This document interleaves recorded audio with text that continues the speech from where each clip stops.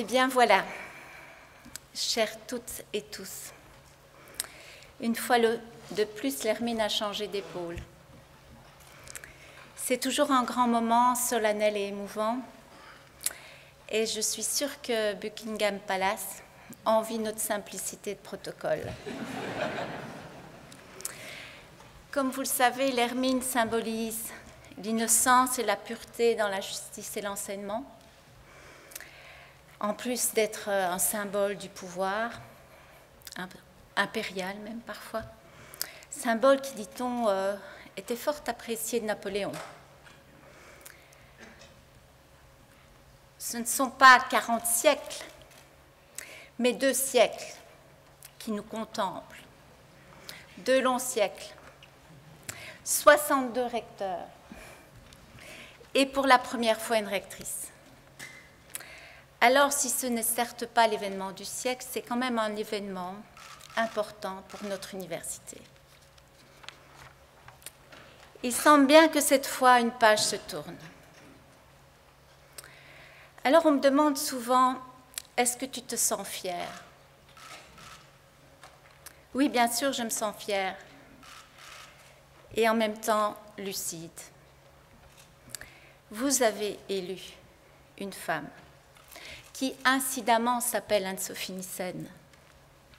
C'est vous qui avez décidé qu'il était temps et peut-être plus que temps.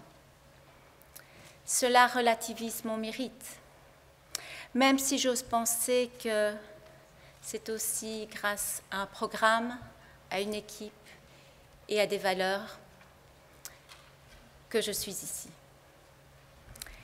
Mais c'est quand même surtout à vous d'être fiers. Alors, nous allons continuer,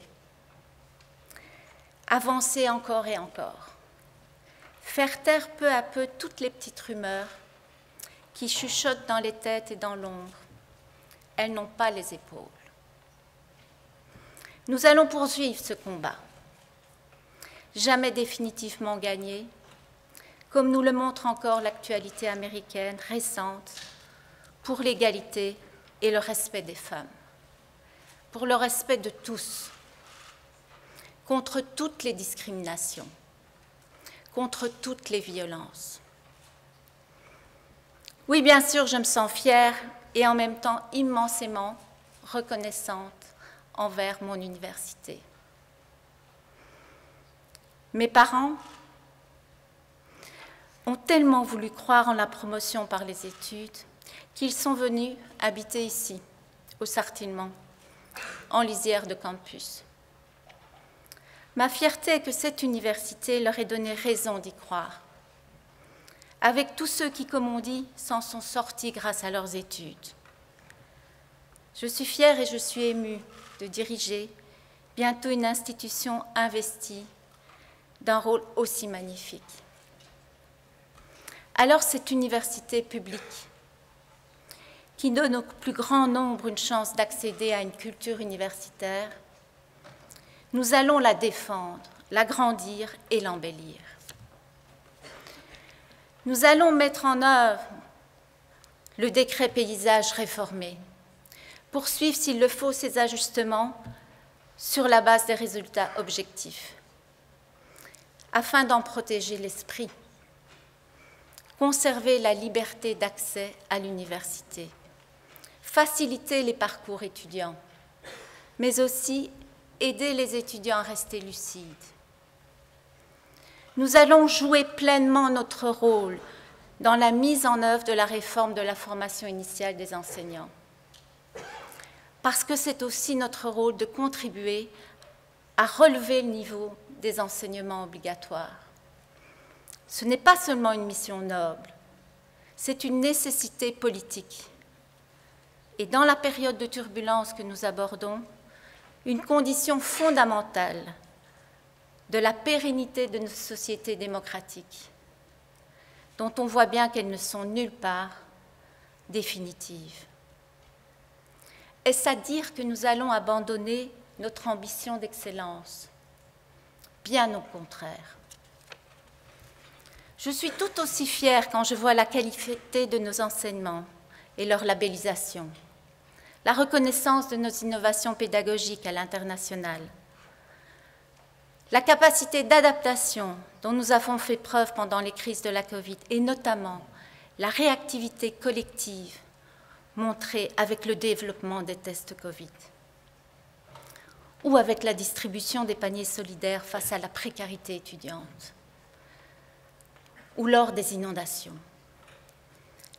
Je suis fière de l'excellence de notre recherche fondamentale et appliquée, des prix prestigieux obtenus par nos chercheurs et nos chercheuses et leurs collectifs, de l'engagement fort de nos étudiants dans des projets de société, des découvertes récentes de nos équipes de pointe et aussi fière de l'embellissement et de la rénovation progressive, certes, de notre patrimoine immobilier et artistique. Je suis fière et en même temps consciente des défis qui nous attendent. Ne nous cachons pas les difficultés. Il y a bien comme une injonction paradoxale dans ce parti pris de l'ouverture à tous et l'ambition simultanée d'excellence. Surtout si nous continuons à devoir le faire avec une enveloppe de financement fermée, alors que le nombre de nos étudiants augmente chaque année. Mais le paradoxe n'est pas insurmontable. Certes, nous ne serons jamais Harvard parce que nous ne misons pas sur une sélection élitiste et des Minervois à 55 000 $.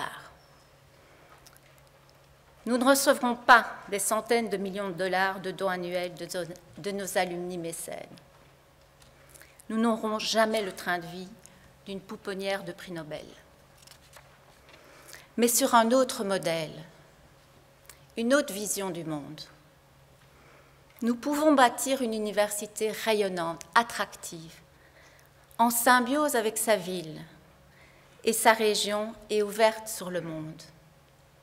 Il nous faudra évidemment plus de moyens, mais aussi de l'imagination, de la solidarité, un engagement fort et partagé vers ce but commun.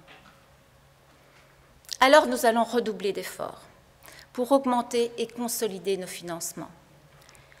Je le dis à nos tutelles, bonne ou mauvaise nouvelle, vous risquez de trouver cette mandature exigeante, car nous allons avoir besoin de votre soutien et de votre courage. Je le dis à tous les membres de notre université, nous allons avoir besoin de votre initiative, de toute votre créativité et de votre entrepreneuriat avec son réseau de valorisation. Et nous allons renforcer le cadre éthique et les exigences de transparence qui, paradoxalement, libéreront nos talents. Toujours cette histoire de système, de liens qui les libèrent. Je le dis à nos milliers d'alumni dans le monde et même à tous nos citoyens.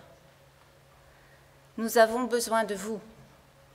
Nous allons venir vers vous. Et même si vous n'êtes pas milliardaire, mais surtout si vous l'êtes, vous aurez l'occasion de soutenir votre université, mon université, notre université, à travers ses projets et ses fondations. Nous allons redoubler d'efforts pour augmenter l'efficacité et la qualité de notre enseignement et de notre recherche. Avec l'aide dévouée de son administration, nous allons poursuivre et accélérer la simplification des procédures et libérer l'initiative, poursuivre la transformation des modalités d'enseignement grâce notamment à la mise en œuvre du plan numérique, poursuivre l'amélioration de la synergie entre la recherche et l'enseignement, et donc entre les scientifiques et les académiques. Nous allons créer aussi des soutiens à l'excellence, en miroir des soutiens aux étudiants en difficulté.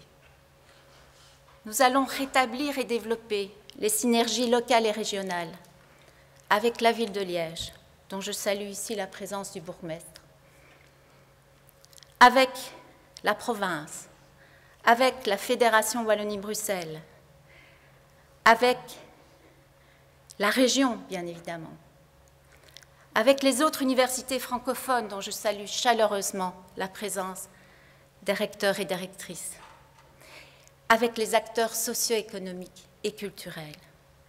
Et bien sûr, nous allons renforcer nos relations internationales et aussi nos coopérations. Et alors, nous réussirons, je l'espère, à surmonter tous ces blocages, ces contradictions apparemment insolubles et irritantes qui se présentent à nous à tous les niveaux et dans beaucoup de domaines. Ouverture ou excellence, femmes ou hommes, mutualisation ou compétition entre universités, télescope Einstein ou éolienne, rénovation énergétique des bâtiments ou respect des exigences de la Commission du patrimoine. Et j'en viens maintenant à l'essentiel. Je ne vous l'apprends pas, le monde est en train de vivre des transformations radicales, et on en a déjà parlé, et à l'échelle de l'histoire, ultra rapide. J'ai été marquée cet été, en visitant les rencontres photographiques annuelles d'Arles, par ce montage vidéo et sa résonance avec les incendies incontrôlables qui se déclaraient un peu partout. Le changement climatique hors de contrôle, la destruction de l'environnement et de la biodiversité, l'épuisement des ressources, les menaces de la pollution sur la santé, la dynamique démographique mondiale et le vieillissement de nos populations, le niveau historique des inégalités, voire des inéquités nationales et mondiales, la modification de la géographie mondiale des chaînes de financement et de production de valeur, l'accélération des innovations technologiques et notamment de la digitalisation, la transformation des rapports de travail et des rapports sociaux, la transformation des rapports géopolitiques mondiaux et maintenant le retour de la guerre en Europe. Tout cela projette sur l'avenir un tsunami d'incertitude. L'ONU parle de menaces existentielles. Et selon l'astrophysicien de lanceur d'alerte écologique Aurélien Barraud, chacun des piliers sur lesquels repose l'habitabilité de cette planète, de notre planète, est en train de céder. Nous ne savons pas où nous allons, mais une chose est sûre, l'ampleur et la dynamique du changement en cours sont celles des grandes métamorphoses historiques. Et nous jettent un gigantesque défi, non seulement d'adaptation, mais de reprise de contrôle sur ce qu'on pourrait appeler le pilotage de notre civilisation. Alors ai-je vraiment besoin de vous dire l'importance et l'urgence qu'une université comme la nôtre s'engage totalement face à ce défi systémique et multidimensionnel. Nous devons littéralement redéfinir notre nouvelle fonction d'utilité publique.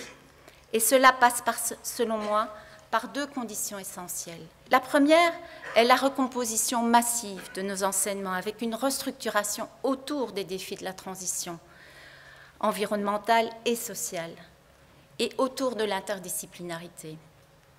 Nous allons labelliser les cours offerts depuis 3 ans déjà à nos étudiants et nos étudiantes dès les premières années en l'intégrant dans leur PAE, mais cela ne suffit pas évidemment.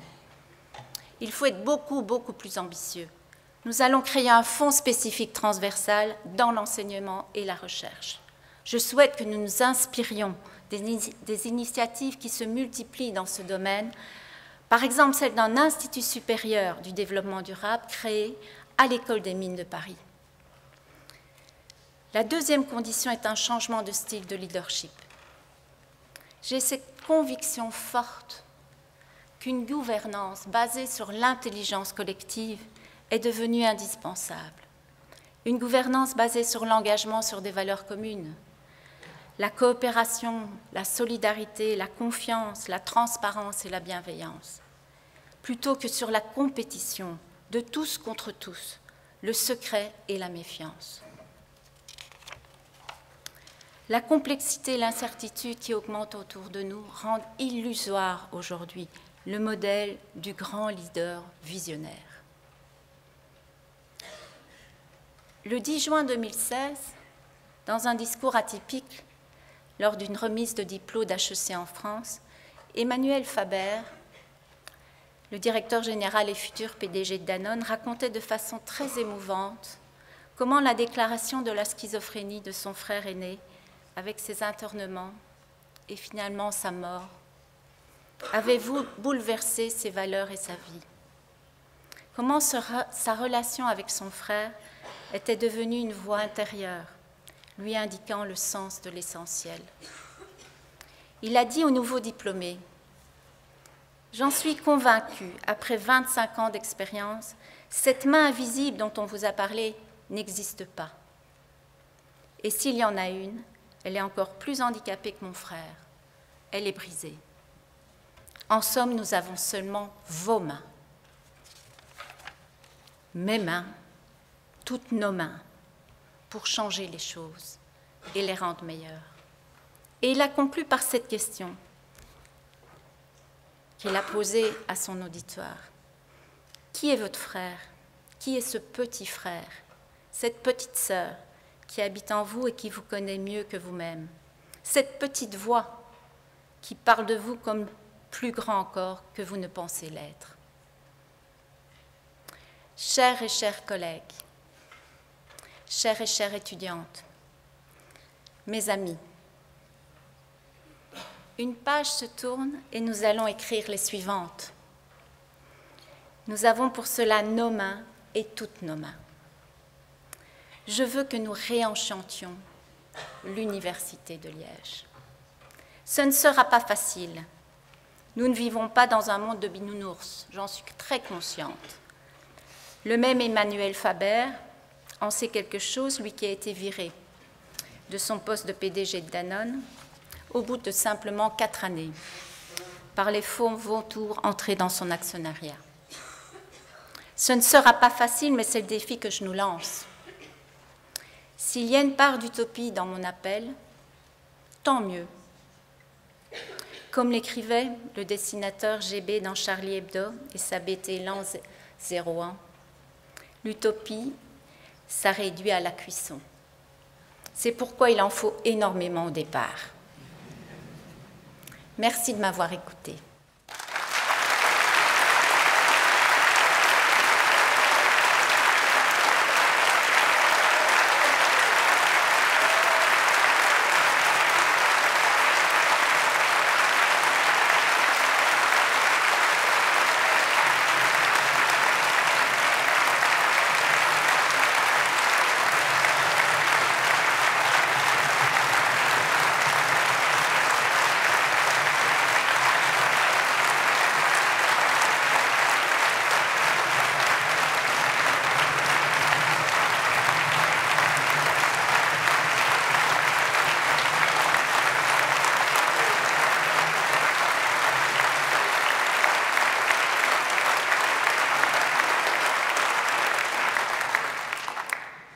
Deux choses me rendent particulièrement optimiste. La première, c'est votre réaction. C'est cet engouement, ces manifestations bienveillantes par rapport à cette nouvelle mandature. Et la deuxième, elle est au premier rang, ici, et c'est mon équipe. C'est mon équipe que j'invite à me rejoindre sur la scène. C'est ce que j'appelle ma Dream Team. Venez, il y a Pascal Poncin, premier vice-recteur.